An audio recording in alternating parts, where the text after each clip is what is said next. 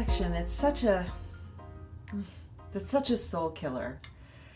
So, and you can see it in different phases, different aspects of people, like a perfect, no, I can't date right now because my body's not perfect. No, I can't get my job because my resume's not perfect.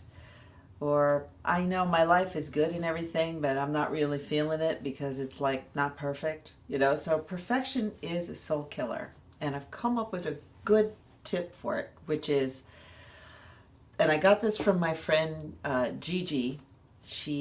I don't know if it was her aunt or if it was just an older woman she knew, but that she was a staunch Catholic woman who had all the statues of the saints and their various causes on her windowsill.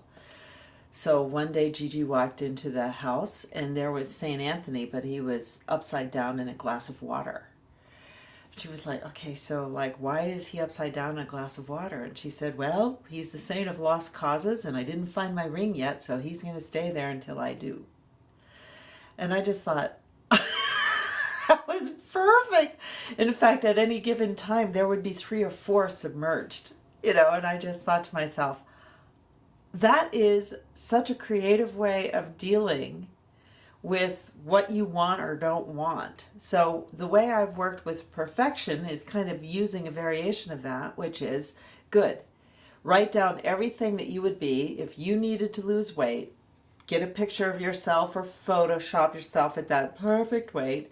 What it would be like. What do you think you're feeling? What are you wearing? Pictures. Write about it. What those feelings bring. Collage and get some words about it. Post it. Put it so that you can see it. Then put it in a mason jar and super glue the lid. And put that on your altar. And I think all of us should have an altar, especially if you still wash dishes, which I do. Any place where you're looking at any time, just kind of doing a chore, that's a great place for an altar, So put it on your altar and know that, yes, my perfect self will never come to haunt me again. It's right there. She's taken care of. And yeah, another client did that with feeling that she should work at a corporation.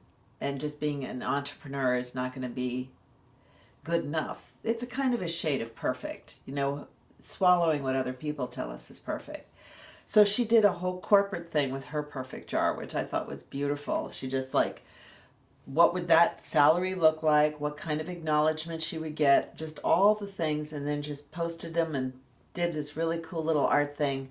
Put it in a mason jar, super glued the lid. So, boop, done, You can't live under the blackmail of perfection.